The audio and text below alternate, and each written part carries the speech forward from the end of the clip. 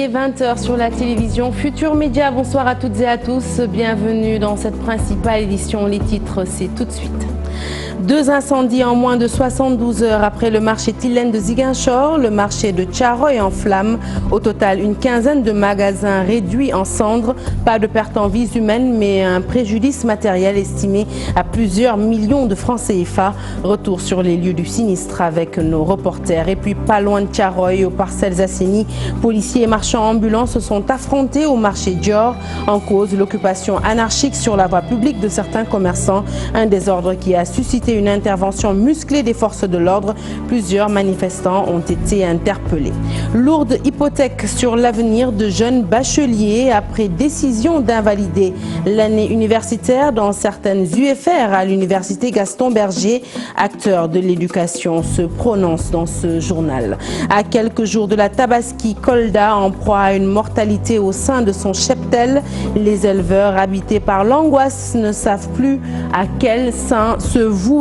Enfin, la violence dans nos foyers. On en parle ce soir avec ce constat des relations de plus en plus conflictuelles.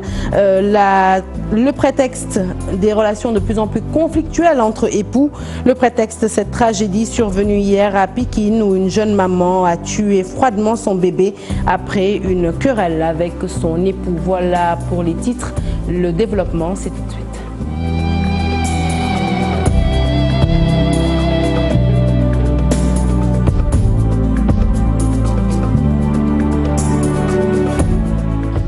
Bonsoir à tous. Un journal que nous ouvrons tout de suite avec Thiaroye. Sur place, c'est une quinzaine de magasins qui sont partis en fumée après l'incendie du marché. Pas de perte en vies humaines, mais des dégâts matériels estimés à plusieurs dizaines de millions de nos francs. Un désordre qui a compliqué la tâche aux sapeurs-pompiers. La police a ouvert une enquête. Salif Sow.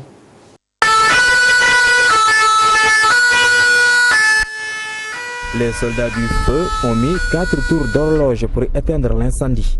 Le feu s'est déclaré à 4 heures du matin. Une intervention rendue compliquée par l'accès difficile. La première difficulté, c'est un peu la configuration. On a eu beaucoup de soucis pour l'accès et les cheminements. C'est du classique. On avait également un problème d'hydrant. Les hydrants, c'est un peu les bouches et les poteaux d'incendie qu'utilisent les sapeurs-pompiers. Donc, difficulté pour nous, on était souvent en rupture d'eau. On était obligé de faire des norias pour pouvoir nous approvisionner en eau. On a également un problème, comme je l'ai dit tantôt, on est à la veille de la Tabaski. Vous avez vu le potentiel qu'il y a, il est vraiment très très important. S'y ajoute qu'on a des bonbons de gaz et beaucoup d'appareils sous pression. Pour éviter pareille situation, les fortes mesures prises vont être rigoureusement appliquées, rassure le préfet de Pikine. On va en profiter pour vraiment faire respecter les prescriptions que nous ne cessons de formuler à l'endroit des marchés et des espaces commerciaux. C'est de dégager des voies, c'est aussi de mettre une installation électrique adéquate, mais également de veiller aux normes de sécurité. Un court-circuit serait à l'origine du sinistre. Les sinistrés, une quinzaine, s'en remettent à la volonté divine. Installé au marché Thiaroye depuis 30 ans, ce marchand est le dernier, dit-il. Un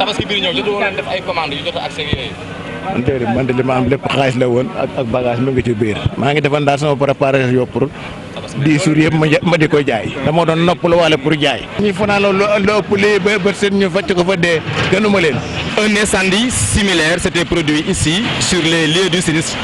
C'était en 2011, il y avait eu mort d'homme. Et puis, pas loin de Thiaroye, aux Parcelles Assainies, chaude de matinée au marché Dior. Ce matin, des affrontements ont éclaté entre policiers et marchands ambulants. Ces derniers voulaient s'installer sur la voie publique, mais se sont heurtés au refus des limiers. Plusieurs commerçants ont été interpellés. Je vous propose d'écouter certains commerçants, toujours au micro de Salif Sow et Asmalik Diop. waa marché bi ci boppam ñoom ñooñu nangulut ñu téye suñuy bagage taxaw Ils nous ont interdit de vendre ici. D'ailleurs, ils ont même pris nos bagages. Pourtant, nous n'avons que le commerce pour subvenir à nos besoins, surtout en cette période de Tabaski. En plus, ce sont eux qui ont bloqué la circulation, mais pas nous. Nous sommes des pères de famille, des soutiens de famille dans nos villages natals. Nous avons choisi de rester travailler dans notre pays au lieu de prendre des embarcations de fortune pour la Libye. Mais aujourd'hui, on ne sait plus à quel sein se vouer.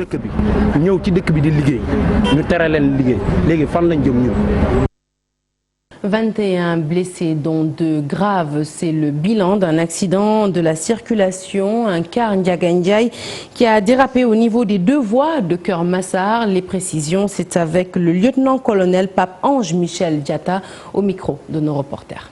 C'est vrai qu'on vient de m'annoncer tout de suite un accident de la circulation sur les 2 voies de Keur Massar, hauteur forêt classée de Mbao. Il y a pour l'instant un bilan provisoire 21 victimes. On a nos ambulances qui font mouvement vers les lieux. Nous parlons éducation à présent. L'invalidation de l'année universitaire à l'UFR des sciences juridiques de l'université Gaston Berger, une mesure qui risque d'avoir de lourdes conséquences sur l'avenir de jeunes bacheliers. Pour cause, nombreux sont les établissements privés qui refusent de les accueillir tant que la dette de l'État à leur égard n'est pas épongée. Les détails, c'est avec Pape Farening. La décision de l'UGB d'invalider certaines UFR combinée avec l'impossibilité d'accueillir de nouveaux bacheliers, une décision lourde de conséquences. Ces bacheliers qui sont orientés en octobre 2018 ne seront pris en charge qu'en octobre 2019. Ça veut dire qu'ils seront orientés, peut-être qu'ils vont s'inscrire, mais ils ne vont jamais faire des cours pendant toute une année. Alors au plus tard, le 31 juillet 2019, pour que l'UGB puisse être à jour, pour retrouver un rythme normal. Au moment où certaines UFR refusent de nouveaux étudiants, les institutions de formation privée exigent de l'État le paiement de l'argent dû d'abord. La dette de 2016-2017 n'est pas encore soldée. On a pris pour 2017-2018. Je pense qu'aucune facture jusque-là n'est encore réglée. Alors si d'autres arrivent dans le pipe, ça va être assez problématique. Je pense qu'il va falloir s'asseoir, discuter et trouver des solutions, mais des solutions quand même structurelles. Une situation alarmante. Seul l'État peut trouver des solutions définitives. Les universités accueillent, mais que les frais, l'accompagnement soit à la hauteur du quota. Ça, c'est la condition. Parce qu'on n'aura pas d'infrastructure, il faut inclure. On n'aura pas d'enseignants, il faut encore recruter davantage de vacataires. Peut-être essayer aussi d'augmenter la capacité d'accueil des autres universités, n'est-ce pas, comme Bambey, Ziguinchor et ailleurs, n'est-ce pas. Je pense que certaines universités fonctionneront à partir de cette année même. Le système d'enseignement et d'orientation dans les universités sénégalaises doit être revu selon les acteurs qui appellent l'État à plus de rigueur dans cette politique. Et puis 4 ans après sa disparition, l'université Cheikh Anta Diop de Dakar se rappelle de l'étudiant Bassirou Faye. Un hommage lui a été rendu ce matin par ses pairs étudiants, une cérémonie au cours de laquelle ces étudiants ont réclamé le montant de 50 millions de francs CFA que l'État aurait promis à sa famille en guise d'indemnisation. Cher Diop. Hall du pavillon D du campus social, là où Bassirou Faye est tombé après avoir reçu une balle.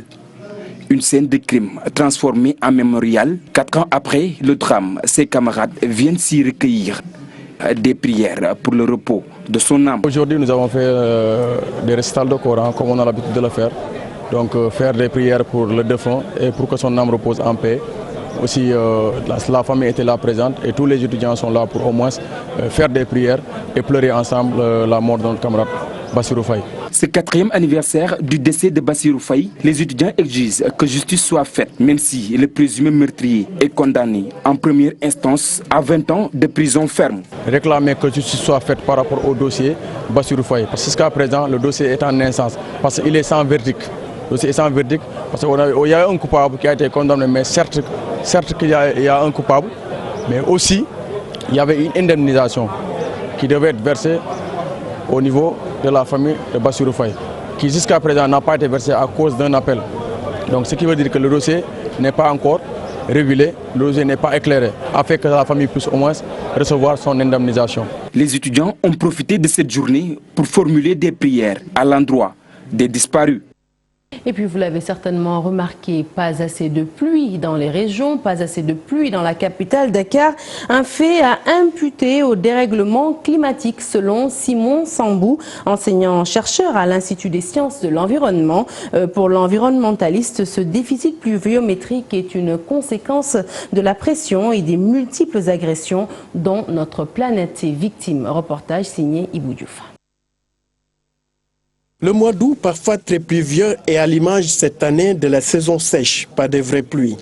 La saison des pluies 2018 affiche déjà un déficit notoire, une situation qui remet au goût du jour la question du changement climatique. Quand on parle de changement climatique, c'est l'augmentation, c'est lié à l'augmentation de la quantité de CO2 dans l'atmosphère. Alors cette augmentation de la quantité de CO2 a eu comme conséquence une augmentation des températures qui a comme conséquence aussi un changement au niveau de la distribution des apports pluviométriques. Au Sénégal, le climat est lié aux diverses zones géographiques du pays.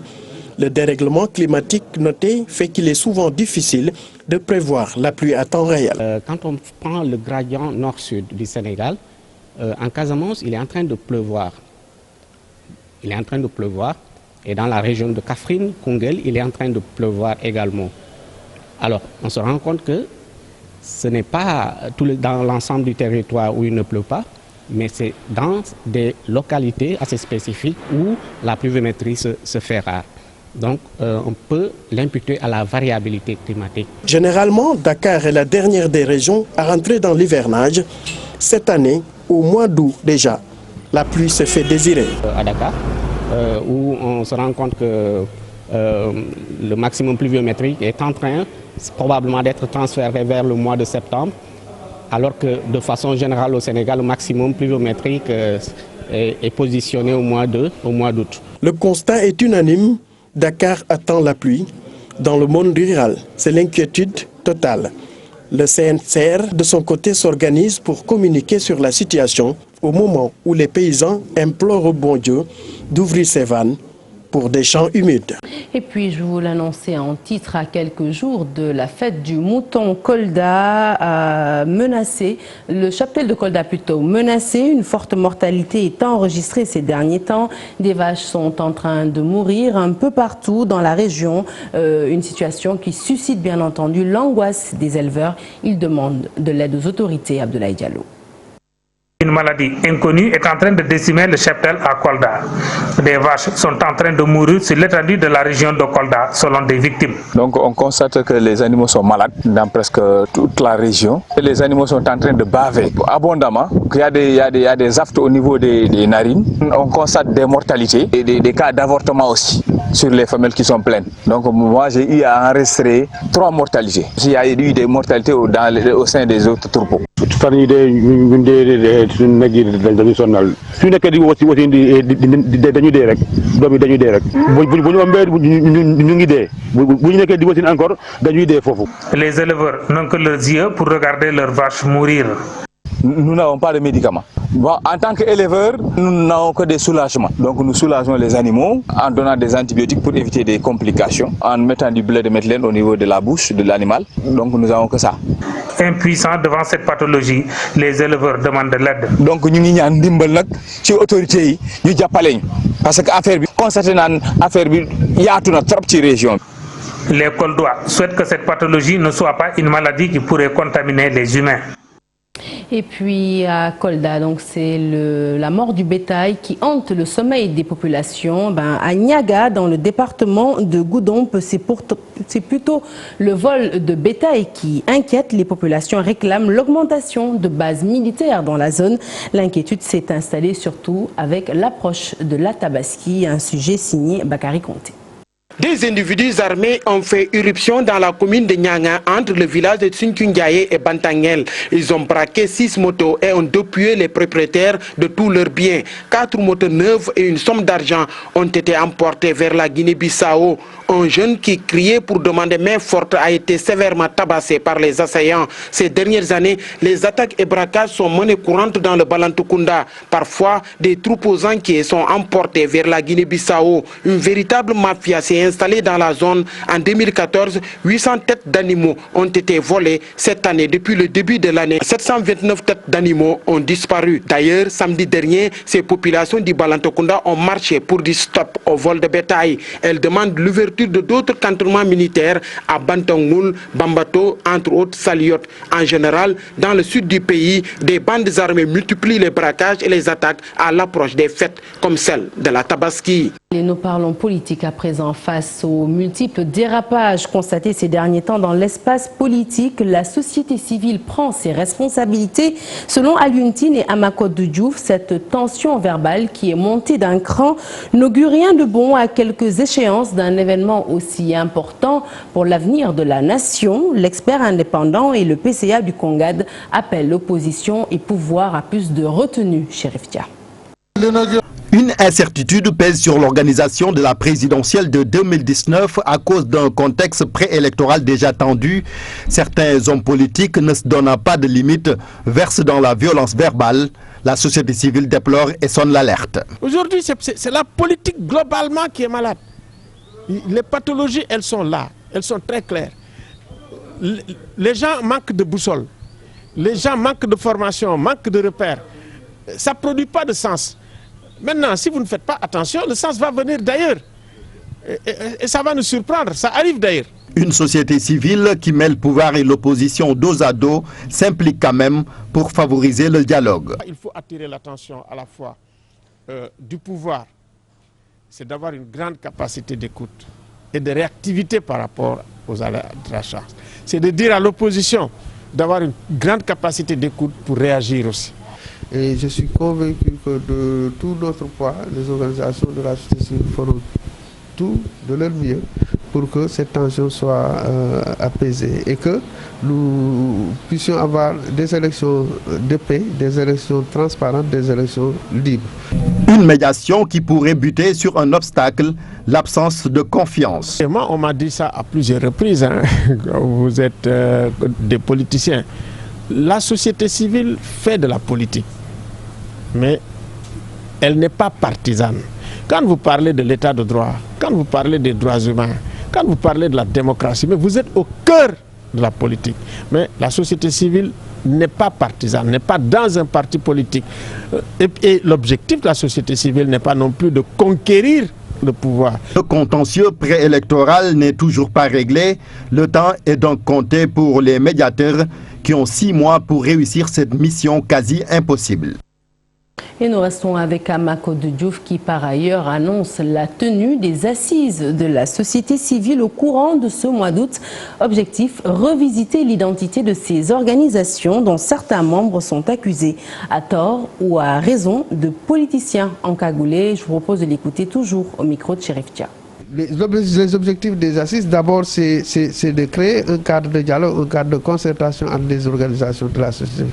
Ça, c'est un premier aspect. Le deuxième élément, c'est que c'est justement un moment d'introspection, un moment pour revisiter l'identité de la société civile. Il y a énormément de confusion, il y a énormément de malentendus, certainement dans le cadre de la définition du concept de société civile. Ça nous réglera cette question des fois où on est assimilé à des politiques encagoulées. Ça va régler la question aussi de qui est société civile, qui ne l'est pas. En tout cas, ça ne se décrète pas. Donc je crois que tous ces aspects sont des aspects à étudier quand on évoque de la chose de l'identité des organisations de la société civile. Une histoire qui a fait l'actualité hier. Retour sur cette tragédie survenue à Pékin avec cette jeune mère qui, pour se venger de son époux, aurait tué son bébé de 3 mois. Un fait divers d'une rare violence qui met à nu les tensions qui sévissent dans certains foyers avec à la clé des ménages qui éclatent, une recrudescence de la violence constatée entre deux êtres censés s'aimer et se protéger.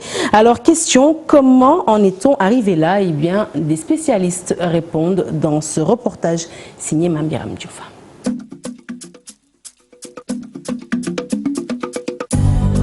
le mal peut être la résultante de plusieurs facteurs. Si vous voulez, il y a des exigences matérielles de la part d'une partie ou de l'autre partie qui ne sont pas satisfaites et qui peuvent créer des conflits. Des fois, c'est des situations d'humeur.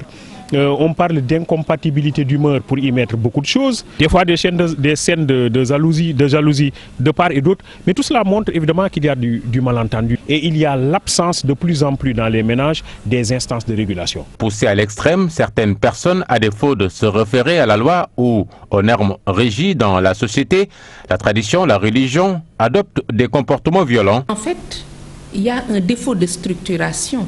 Il y a une absence de repères qui font que l'individu peut agir comme s'il devenait moins humain, dans le sens de moins éduqué, moins contenu, et il peut avoir des actes qu'on imagine difficilement le fait d'un être humain socialisé, éduqué. Ce que Mamadou appelle une pression intenable vécue dans sa vie de couple lui a poussé à avoir une seconde épouse. Mais quand on rentre à la maison, et le plus souvent, on a une femme qui ne cherche pas à peut-être essayer de consoler son mari, essayer de le mettre dans certaines conditions de confort, de tranquillité. Et quand elle est un peu colérique, le plus souvent, on arrive à avoir une certaine tension. Actuellement, oui, j'ai entreté de très bonnes relations avec les deux. Moi, je suis contre la violence. Aïda, elle, s'écarte de toute influence nuisible pouvant provenir de groupes d'amis via les réseaux sociaux pour vivre son ménage en toute tranquillité. Je n'ai pas le temps parce que mon boulot ne me le permet pas. Le mariage, c'est quelque chose de sacré. Parfois, ça arrive dans les couples, mais je ne pense pas que ça doit être exposé au public. Quand ces conflits sont très fréquents dans la famille, malheureusement ça se déteint sur les enfants et ça se déteint sur les résultats des enfants à l'école et ça peut constituer un véritable frein à leur volonté de développement social. Lorsqu'une société devient violente, ça dénote d'une certaine régression de l'humanité, déclare professeur Aïda Silla de la remise en place des mécanismes de prévention. Et destination Kédougou, sur place, la région se dote de nouvelles juridictions. Un tribunal de grande instance à Kédougou, commune et deux autres tribunaux d'instance à Saraya et à Salémata. De nouveaux tribunaux qui participent ainsi au redéploiement de la carte judiciaire et pour rapprocher la justice des justiciables. Ces tribunaux ont été tous deux installés par le garde des Sceaux. Compte rendu signé d'Issa Prera. Casier judiciaire, certificat de jugement ou régler un simple contentieux judiciaire, plus besoin pour les Kédovins de parcourir des centaines de kilomètres. Kédougou, Saraya et Salémata, toutes ces communes disposent désormais de tribunal d'instance et de tribunal de grande instance. Une économie de temps et de moyens pour les populations. Alhamdulillah Rabbil Alamin, Alhamdulillah Rabbil Alamin. La joie qu'on a aujourd'hui, elle est immesurable. Parce que comme vous le savez, avant la population peinait à aller à Tamba pour des documents judiciaires ou bien le seul fait que tu as un petit incident, donc on dit que le tribunal départemental n'était pas compétent, il fallait amener l'individu à Tamba où il n'a personne, aucun parent, d'autres qui étaient même plus de 150 km avant Kédougou, venir traverser Kédougou, aller à Tamba. Donc vous voyez toute cette peine aujourd'hui, ça sera que de mauvais souvenirs. Des tribunaux d'instance, des tribunaux de grande instance dans toutes les régions du Sénégal. Objectif, rapprocher la justice des justiciables. La réalisation de la carte judiciaire, donc l'installation de 3 tribunaux. Il s'agit d'abord du tribunal de grande instance de Kédougou, du tribunal d'instance de Saraya et du tribunal d'instance de Salémata. Pour les tribunaux de grande instance, il était prévu sur l'ensemble de la carte judiciaire du Sénégal 19 tribunaux. Tribunaux de grande instance, là on en est à 14, 15 demain. Donc voilà, on a quasiment réalisé tous les tribunaux de grande instance qui étaient prévus. Pour les tribunaux d'instance, il est prévu sur la carte judiciaire 45 tribunaux d'instance. Et là on en est à l'installation du 37e. Tribunal d'instance. Cela montre que voilà, nous avons fait beaucoup de progrès dans la volonté du président de la République Macky Sall de faire en sorte que la justice soit proche du justiciable, qu'il y ait une équité dans la distribution territoriale de la justice sur l'ensemble du territoire. Au total, 45 sont prévus dans tous les départements du Sénégal. Un programme qui rentre dans le cadre du redéploiement de la carte judiciaire. Retour sur cet incident qui a eu lieu à Thiès, un incident qui n'est pas du goût du khalife général des Mourides. Serigne Mountakha Mbacké s'est prononcé sur l'affaire opposant Serigne Saliou Touré et un de ses émissaires. Il s'est dit donc déçu, le khalife, de la tournure des événements, et nous n'excluons pas d'y revenir certainement dans nos prochaines éditions pour vous faire part de sa déclaration. On l'appelle la main du cœur et pourtant son usage dans bien des domaines suscite la polémique. Nous parlons évidemment de la main gauche, tolérée dans des cas bien précis en islam. Elle ne fait pourtant aucun désavantage chez nous. Elle ne fait l'objet d'aucun désavantage chez nos frères chrétiens. Elle est même, selon des légendes populaires, signe de chance et d'intelligence chez ces inconditionnels. Pour rappel, ce lundi a été célébrée la Journée internationale des gauchers, un prétexte saisi par nos reporters pour parler de l'intérêt qu'a toujours suscité la main gauche dans nos sociétés. Pape Faraning. Ça me frustrait quelque part là-bas parce que j'avais un peu honte de partager avec des personnes le repas. On me dit que Véro prend la main droite. La nature, des fois, nous rend singuliers.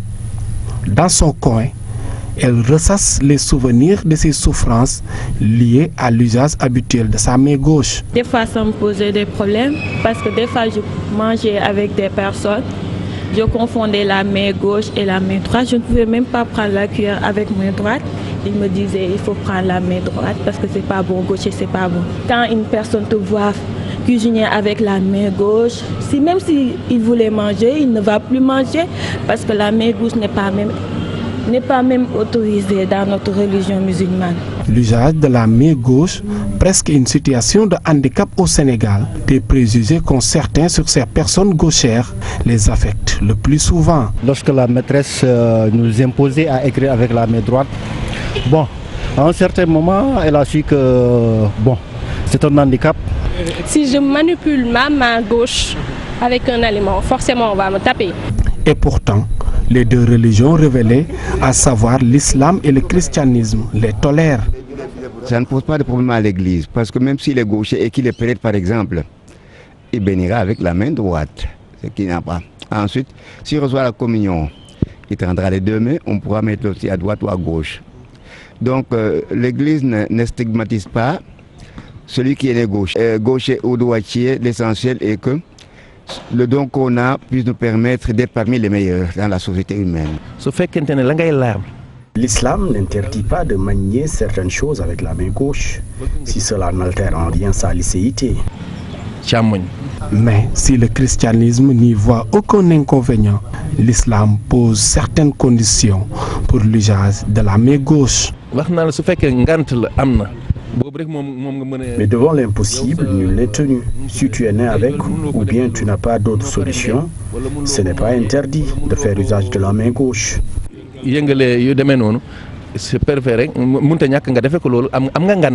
Parce que ce qui importe, c'est pas d'être gaucher ou droit, mais c'est d'avoir un bon cœur. Un cœur qui aide, qui a de la miséricorde, qui a de la tendresse. Toutefois, les gauchers pensent être les meilleurs dans tous les domaines. Oui, ça c'est vrai. Les gauchers sont meilleurs parce qu'en écrivant même, des fois on me dit Véro écrit un CV pour moi. Je me souviens à l'école, depuis l'école primaire, au collège, au lycée, j'étais au tableau, oui, j'écris très bien. C'est ce qu'on dit, en football. Mais moi, je suis meilleur, gauchère. Confrontés au regard de la société sur eux, beaucoup de gauchers font des efforts pour changer leur comportement.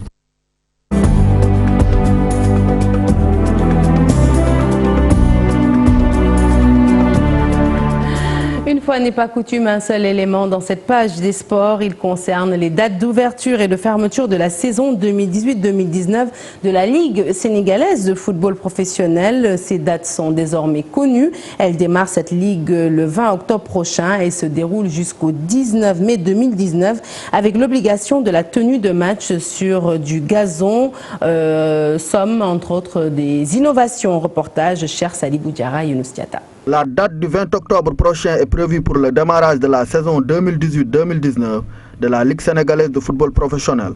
Le calendrier des championnats de Ligue 1 et de Ligue 2 prend en compte beaucoup de paramètres. Ces championnats vont se dérouler du mois d'octobre, précisément des week-ends des 20 et 21 octobre, jusqu'au week-end du 18-19 mai 2019.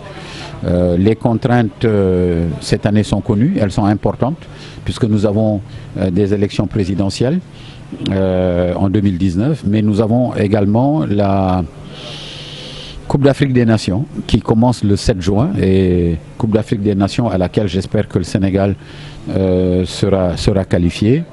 Et donc nous avons pris ces dates comme des dates repères et des contraintes pour pouvoir caler le calendrier en tenant compte de l'ensemble des différentes autres contraintes de date. Des innovations de taille sont annoncées par Saher Seck et ses collaborateurs pour cette nouvelle saison. Entre autres, la mise en place d'un championnat élite de la catégorie U17. Nous avons décidé que tous les matchs à la fois de championnat et de coupe se joueront sur des terrains gazonnés. Nous aurons également un ballon officiel qui va être le ballon officiel de nos différentes compétitions. Nous aurons également, et innovation majeure, un championnat élite U17 cette année. Et chacun des clubs professionnels sera invité à présenter une équipe U17 qui participera effectivement à ce championnat. La première journée de la Ligue 1 aura comme affiche Sonacos Génération Foot, alors que le champion en titre Jaraaf va accueillir Mbour Petite Côte. Et voilà qui met un terme à cette édition que je suis ravie de vous avoir présentée. Prochain rendez-vous de l'information, le tout en images à 0h. L'info qui se poursuit sur votre site www.igfm.sn. Excellente suite des programmes sur la TFM. Excellente soirée. À demain.